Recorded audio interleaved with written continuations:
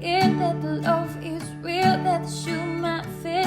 She might just be my everything and beyond space and time in the afterlife. Will she have my kids? Will she be my wife? She might just be my everything and beyond. Hey everybody, welcome back to Morning Coffee with Rick Alexander. Super stoked everybody has been digging this show. I love the feedback. I love when you guys reach out and tell me if you're getting something, if the message is resonating with you in your life. It means the world to me. You know, typically with this show, the Morning Coffee specifically, I like to introduce a topic and then just pose a question. And it's something that you can think about throughout your own day and help you just work through some of the things that we all tend to have to go through. I know a lot of these questions are questions that I've asked myself, and over time, when you ask yourself the right questions, you begin to give yourself the right answers. And that ultimately is what this comes down to. What I wanted to mention today is that sometimes you get on this path of growth and personal development and things are going right and you're starting to see change in your own life. And so you want to help the person next to you. You want to help your partner or your friends or coworkers, and you see them going through some negative situation. And sometimes from the outside, as an observer, it's easy to see that a situation is black and white. But anybody that's been trapped in a shit relationship or a job with the golden handcuffs or any kind of situation that they would rather not be in, when you're actually in it, it's not quite so black and white. So I had a listener reach out to me, and I'm just going to read it. It's a little bit long, but I'm going to read the message, and then I'm going to riff off that for a little bit and talk about today's show based off that message. So she said, I have to tell you, I really loved one of your morning coffee theories. She said maybe episode 37 or thereabouts, about having these buckets of life, like my family bucket, spiritual bucket, career bucket, and I've been taking note of all my buckets and their relative sizes. Some buckets I've totally forgot I had because they've been empty so long. Which kind of flows into your message today about dredging up the forgotten and ignored. I have spiritual, creative, social, and charity buckets that I've been ignoring since I started a new career 3 years ago. I work hard and I love the job. But recently I've been working late and not had a weekend off in a month. So I took your theory and used this today to explain to my boss that I have these buckets in my life. And my career work ethic bucket is huge and overflowing. It's great. But I'm not the person I want to be without filling my other buckets too. So I explained to him how I'm going to fill these other buckets, and I'll need to have my workload managed differently next year to give me time to do that. In the end, we started working on his buckets and figured he needs to join a sports team, go for runs with his sister, and get home in time to hang out with his kids each night. That's pretty magic, huh? I think your words will go company-wide soon. Can't thank you enough, Rick. Okay, first of all, epic. I love this so much. I love when this stuff is actually, being applied to people's lives, because like I said, these things have really changed my own life. If you guys just real quick don't remember that one, I would go back and listen to it because it is a really good idea, and I'm going to expound on that in a later episode as we go into the new year, because I think it's a great new year strategy as you go to map out some of your future. But all of that aside, what I wanted to say to you is we as an observer can see people that are struggling and we want to help them more than anything in the world. But at the end of the day, the most benefit that you can have on somebody's life is to simply be a role model of the thing that you are saying. Because if people do not want to hear the message, they're not ever going to. And so the reason I'm bringing this up is because if you're somebody that listens to this show, you're somebody that is probably growth minded, and you're thinking to yourself all the time, like you're growing and it's exciting and you're learning new things and you're learning new things about yourself and you want to share them. And sometimes you share them and it seems like they fall on dead ears. But you and I both know that motivation has to be intrinsic. There is no other way around it. And so if they're not at a place in their life where they're willing to hear it, then it's not going to matter, right?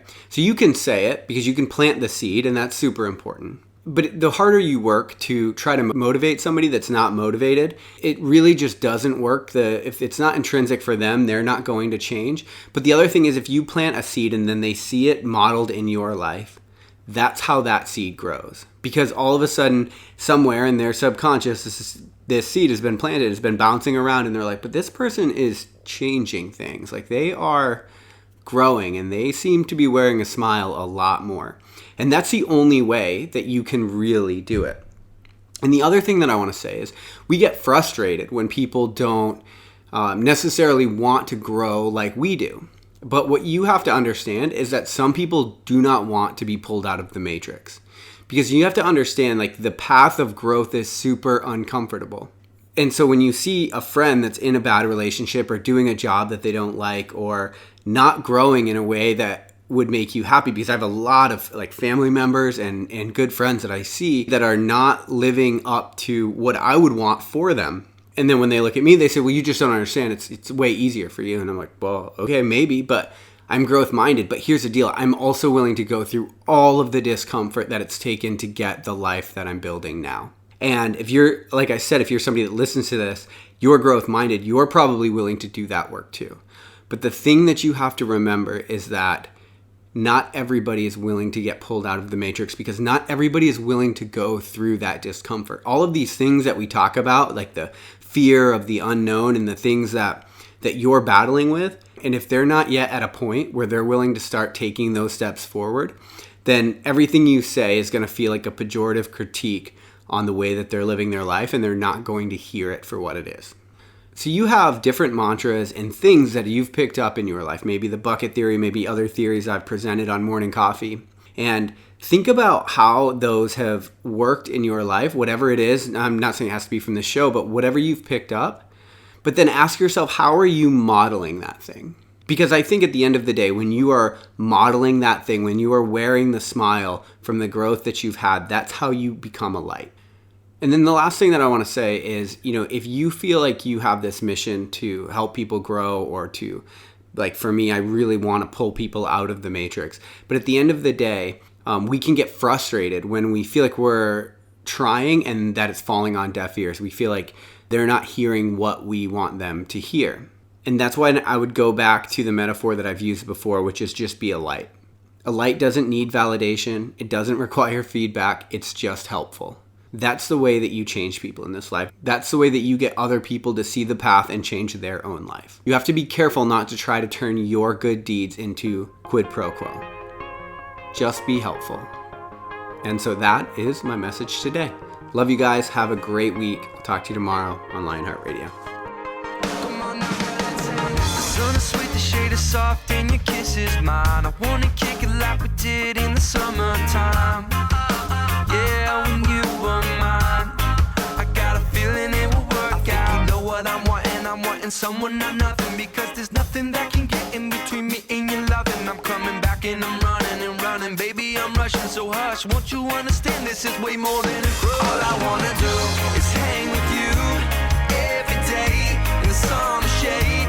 All I wanna do is be with you, yeah, be with you. Oh yeah, baby, we can do whatever you want, whatever you like.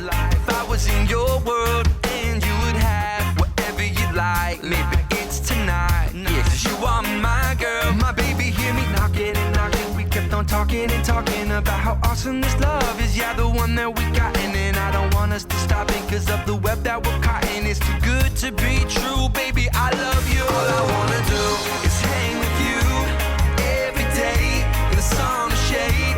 All I wanna do is be with you, yeah, be with you. I love you, girl. Oh yeah, I need you. All I wanna do is hang with you every day in the sun or shade. All I wanna do is be with you, yeah, be with you. I love you, girl. Oh yeah, come on now, girl, let's hang.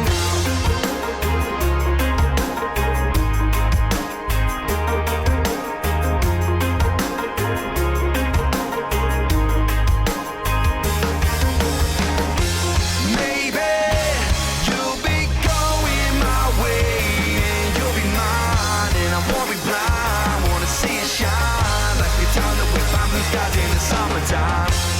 Maybe you'll be going my way, and you'll be mine, and I won't be blind. Wanna see it shine like the time that we find blue skies in the summertime. In the summertime.